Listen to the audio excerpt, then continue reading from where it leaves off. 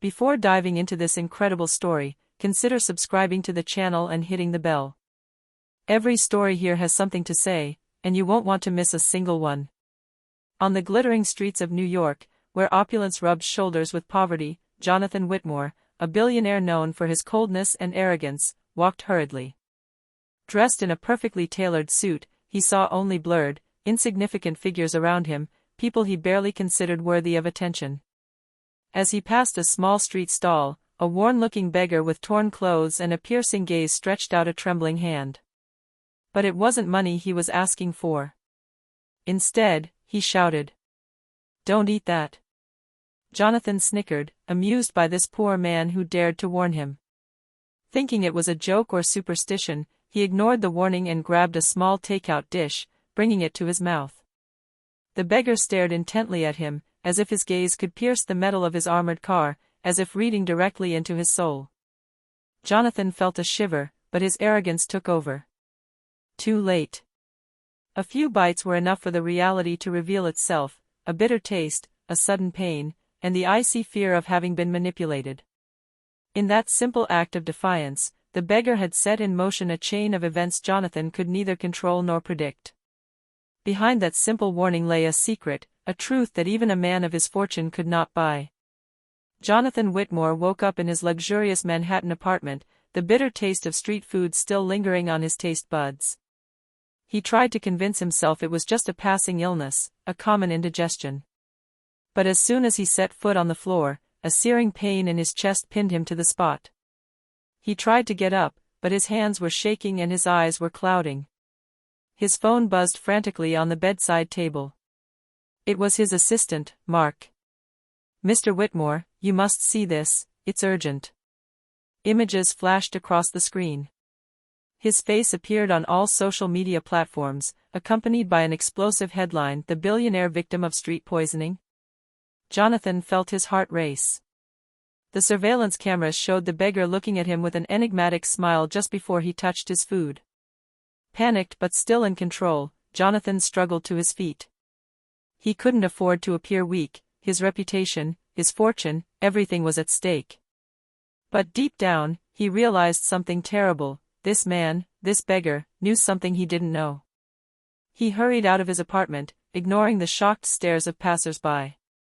Every step brought him closer to a truth he wasn't sure he wanted to discover. And somewhere in the shadows of the city, the beggar waited for him, patient, like a silent predator. Jonathan knew one thing: he had just entered a game whose rules escaped him, and this time, his wealth would offer him no protection. Jonathan Whitmore walked through the crowded streets of Manhattan, tension tightening every muscle in his body. His thoughts raced: who was this beggar, and how could he have foreseen what had just happened? The bitter taste lingered, but not only that, there was a presence, invisible but oppressive, that seemed to follow him around every corner. He finally arrived at his office, a glass and steel skyscraper overlooking the city. His employees greeted him with worried looks. Mark, his assistant, quickly approached. "Mr. Whitmore, the police want to speak to you. They found traces of a suspicious substance in your food." Jonathan felt a chill run down his spine. He had been attacked, but how? And why had this beggar warned him? Determined to understand, he launched a frantic search: surveillance videos, accounts from passers-by, anything that could lead him to the mysterious man. Every detail seemed insignificant, until he discovered a disturbing element: the beggar was not simply a homeless man. His eyes shone with a rare, almost calculating intelligence, and he had been seen several times on the streets, always observing specific targets. Jonathan felt a dull anger rising. It was no longer a question of immediate survival, but of revenge. This beggar, whom he had initially despised, now held power over him. As he was about to call the police, a notification caught his attention, an anonymous message on his phone, with no sender. "Don't try to find me. If you want to survive, listen to what I say." Jonathan realized then that the beggar's warning was only the beginning. It wasn't a mere coincidence, but the first piece of a puzzle he would have to solve, before it was too late. Jonathan Whitmore spent the night scanning every corner of the city from his apartment, unable to sleep. Images of the beggar, so strangely self-assured, haunted his thoughts. Who was he really? And why was he warning him before danger even struck? The next morning, a package with no sender was delivered to his office. Jonathan opened it cautiously. Inside, he found a black envelope containing only a photo and a small piece of paper. The photo showed the beggar standing in front of an old abandoned warehouse. On the paper was written, in shaky handwriting, but specifies. The bitter taste is only the beginning. Go there if you want to understand. Jonathan felt his heart clench. Was this a trap? Every fiber of his body screamed at him not to go. But curiosity, and especially fear of the unknown, were too strong. This beggar wasn't just another homeless man. He held crucial information, and Jonathan had to know what it was. He spent the rest of the day preparing for his exit. This time, he didn't want to be vulnerable. He took his usual precautions, a discreet bodyguard, constant communication with Mark, and a security arsenal at the ready. As night fell, Jonathan parked near the warehouse shown in the photo. The place was deserted, lit only by a few dimly flickering streetlights. The silence was heavy. Every noise seemed to amplify his anxiety. Then, a figure appeared in the shadows. The beggar stood motionless, staring at him with piercing eyes. Without a word, he raised his hand and gestured toward the inside of the warehouse. Jonathan inhaled deeply, feeling a mixture of fear and fascination wash over him. He knew that walking through that door meant entering a world he knew nothing about, and that nothing would ever be the same again. Jonathan Whitmore stepped into the warehouse, his eyes slowly adjusting to the darkness. The air was thick, laden with a strange metallic smell. Every step he took echoed off the concrete floor, amplifying the eerie silence. The beggar was waiting for him in the center of the room, illuminated by a ray of light coming from the cracked ceiling. He seemed almost unreal, calm, as if he knew exactly what was going to happen.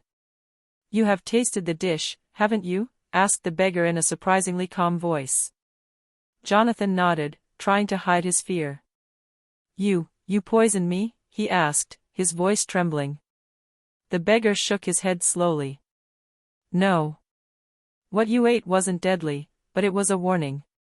You're rich, powerful, and completely blind to the dangers around you." Jonathan felt his heart clench.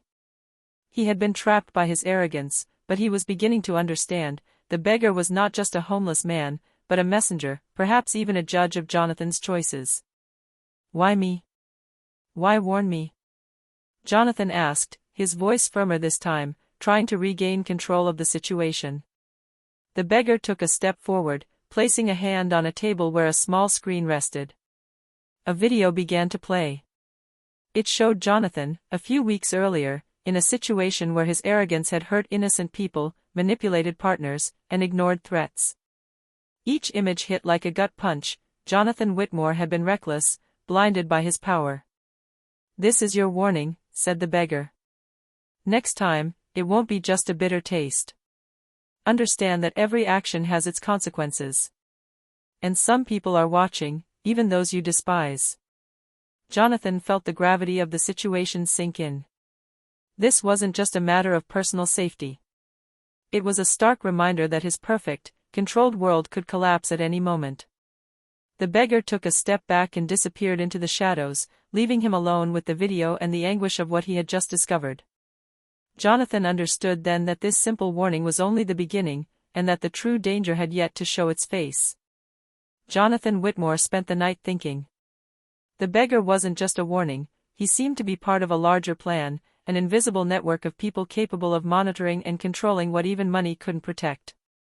At dawn, Jonathan sprang into action. He summoned Mark and explained the situation to him in detail, emphasizing that this time he couldn't rely solely on the police or his bodyguards. He had to investigate from the shadows. "I want to know everything about him," Jonathan ordered. "Every detail, every move, every person who might be connected." Mark left immediately, but Jonathan felt he had to do more. He remembered the video showing his own mistakes and the implicit threat, someone was watching everything. He decided to start on the streets, where it all began. For several days, he tracked down any sign of the beggar. Every street, every surveillance camera, every witness account from a passerby was combed through. And little by little, a pattern began to emerge. This wasn't an isolated man. He seemed connected to a network of individuals who chose their targets with precision, sending warnings before danger actually struck. Then, one evening, Jonathan received an anonymous call. The voice on the other end was weak but determined. "Do you want to understand? Come to the Brooklyn Bridge at midnight. And this time, come alone." Jonathan felt his adrenaline rising. He knew every step toward that network was dangerous, but he also understood that inaction could cost him far more than a few minutes of discomfort or a bitter taste in his mouth. He spent the day preparing, carefully choosing his clothes and equipment. But this time, he knew he couldn't rely on physical security. He had to rely on his prudence, his intelligence, and his ability to anticipate the moves of someone who always seemed to be one step ahead. At midnight, the Brooklyn Bridge stretched out before him, deserted and silent. The city lights reflected on the East River, creating an almost surreal atmosphere. Jonathan felt his heart pound. The beggar, or whoever was behind these warnings, was waiting for him. And this encounter would change his life, once and for all. Midnight. The icy wind blew across the Brooklyn Bridge, making Jonathan Whitmore shiver despite his elegant clothes. Each footstep echoed on the metal of the bridge, and his eyes searched the darkness. He knew this encounter would determine the rest of his life. A figure slowly emerged from the shadows. The beggar, motionless, seemed to wait, as if he knew Jonathan's every move. His eyes shone with an unusual intensity, and despite the man's humble appearance, an invisible authority emanated from him. "You ignored my warning the first time," he said calmly. Jonathan took a deep breath, trying to mask the tension that was paralyzing him. "I wanted to understand, why me? Why these warnings?" he asked, his voice firm. The beggar took a few steps towards him and, with a gesture, pointed to the river below. "Everything you own can disappear in an instant. Your wealth, your power, your security. But I'm not the danger. What you should fear are your own choices." Jonathan felt a mixture of anger and confusion. "So you're here to punish me?" "No," replied the beggar. "I am here to save you from yourself. You are surrounded by people who seek to take advantage of your arrogance. You are a pawn in a game you do not yet understand." Then the beggar handed him a small, almost insignificant device. "This contains evidence that some of your closest partners are conspiring against you. But that's only part of the puzzle. You must decide whether you want to face the truth, or remain blind and risk losing everything." Jonathan took the device, his hands trembling, realizing that this simple object could change his life, his empire, and even his personal safety. The beggar stepped back into the shadows. "Think carefully. Time waits for no one." And with those words, he disappeared, leaving Jonathan alone, trembling but awake to a reality he had never dared to face. He understood then that it was not only his survival that was at stake, but the complete reconstruction of his life, his choices, and his alliances. Jonathan Whitmore spent the early hours of dawn analyzing the device the beggar had given him. The files seemed innocuous at first glance: emails, photos, voice recordings. But as he examined each document closely, a frightening truth began to emerge. Some of his closest business partners, those in whom he had placed his blind trust, had been plotting for months to seize a piece of his empire. Hidden transactions, financial manipulations, and even thinly veiled threats had been carefully documented. It was all there, right in front of his eyes. The beggar had anticipated every move, every lie, and given him a chance to act before disaster struck. But there was more. In a corner of the camera, a series of videos showed Jonathan in situations from his youth, moments he thought he'd forgotten. Each scene confronted him with his past mistakes, impulsive decisions, betrayals, and missed opportunities to reach out to the right people. The beggar hadn't just wanted to protect him from the present, he wanted to force him to look at his past and learn from his mistakes. Jonathan felt a mixture of anger and gratitude. How could a simple beggar possess so much knowledge and foresee so many dangers? He understood that this person was not just a warner, but a strategist, almost an unexpected mentor. Determined to regain control, Jonathan began planning. Every file, every piece of evidence would be used to thwart the betrayal and secure his empire. But he also knew that the beggar hadn't revealed all the cards yet. The true test would come when he faced those who sought to overthrow him. That night, Jonathan Whitmore didn't sleep. He rewrote his destiny, one action at a time, aware that every move had to be precisely calculated. And somewhere, in the shadows of Manhattan, the beggar continued to watch, silent but ever present, ready to intervene if Jonathan were to stray. Jonathan Whitmore had spent days analyzing the information the beggar had given him.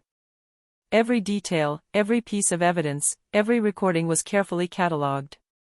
He now knew who was plotting against him and how they thought they could profit from his fortune and empire. He decided to act. A special meeting was called in his main office, bringing together all his partners and key executives.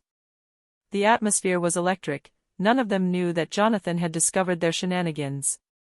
"Thank you all for coming," Jonathan began, his voice calm but sharp as a blade. "I suppose you're wondering why I called this meeting." He placed the device in the center of the table and started a video. The faces of those plotting lit up on the screen, surprised and trapped. The emails, the recordings, all the evidence was exposed, every lie revealed in detail. "Every action has its consequences," Jonathan continued, his eyes fixed on his traitors. "You thought you could double-cross me without my knowing. You underestimated my attentiveness, and someone else's." Murmurs and attempts at justification erupted in the room, but Jonathan didn't let anything go. He knew that fear alone wouldn't be enough. He had to show that he was in control and could protect himself. "You had your chance. Next time, there won't be any beggars to warn you. The decisions you've made will always catch up with you. I advise you to think very carefully about your next actions." A palpable tension reigned in the room. The conspirators understood that their power had collapsed in an instant. Jonathan, for the first time in a long time, felt a mixture of relief and pride. He had regained control, but he knew this was just one battle among many. As they left the room, ashamed and silent, Jonathan knew the real challenge was not just thwarting the betrayals, but understanding why someone like the beggar had chosen to help him. And he understood that this enigmatic figure would continue to guide him, or test him, at every turn. After confronting his traitors, Jonathan Whitmore felt both relieved and curious. The mystery of the beggar still haunted him. Why had he chosen to warn him? And more importantly, who was he really? Determined to get answers, Jonathan returned to where it all began, the abandoned warehouse. The air was heavy and silent, as if time itself were holding its breath. He stepped inside cautiously, scrutinizing every shadow. "I know you're here," Jonathan said firmly. "It's time you told me who you are." The beggar appeared again, but this time, in the harsh light, Jonathan could see his face clearly.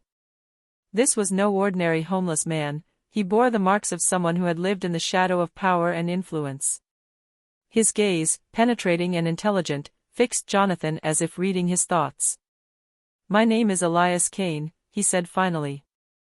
"I was a strategist for influential families for years, but I chose to distance myself from that corrupt world. I didn't just watch your potential downfall. I wanted to give you a chance to redeem yourself before it was too late." Jonathan felt his breath catch. Everything suddenly made sense, the precision of the warnings, the meticulously collected evidence, the way the beggar had anticipated every move. Elias wasn't just an observer, but a guide, a mentor in a game Jonathan hadn't known existed. "Why me?" Jonathan asked, his voice shaky but determined. "Because you have the power to change things, but you were blinded by your arrogance. I couldn't stand by while your world crumbled. You had to see the truth for yourself, and now you're ready." Jonathan realized his life had changed dramatically. The beggar, now revealed as Elias Kane, wasn't just a warning, he was the key to navigating a world of hidden influences, betrayal, and power. And for the first time, Jonathan felt ready to face the true stakes of his existence. Jonathan Whitmore stood in his office, overlooking Manhattan. Everything seemed calm, almost surreal after weeks of tension and revelations. But inside him, a new fire burned. Thanks to Elias Cain, he had not only thwarted the traitors who wanted to destroy his empire, but he had also learned a crucial lesson: wealth alone was not enough, and power without conscience was a double-edged sword. With Elias at his side, Jonathan began to restructure his business. Disloyal partners were removed, and he surrounded himself with trustworthy people. But even more important was how he now managed his relationships and choices. Every decision was carefully considered, every action evaluated for its consequences on others and himself. One evening, as he was leaving his office, Jonathan saw the Brooklyn Bridge in the distance. The place where it all began, where the beggar, now revealed as Elias, had confronted him with his mistakes and opened his eyes to a world he didn't know. A smile spread across his face. He knew life would never be perfectly predictable, but he now had the tools and wisdom to navigate his path with caution and strength. A few days later, Jonathan received a final anonymous message. "You get it. Now use what you've learned to protect what really matters." Jonathan didn't doubt for a moment that it was Elias. But this time, he felt neither fear nor anger. Instead, a deep sense of gratitude settled over him. He had been warned, tested, and transformed. For the first time, Jonathan Whitmore felt in control of his life. Not through wealth or power, but through awareness and vigilance. The bitter taste of that first warning was no longer a painful memory, but the starting point for renewal. And in the shadows, Elias Cain still watched, silent, knowing that some teachings were more precious than all the gold in the world.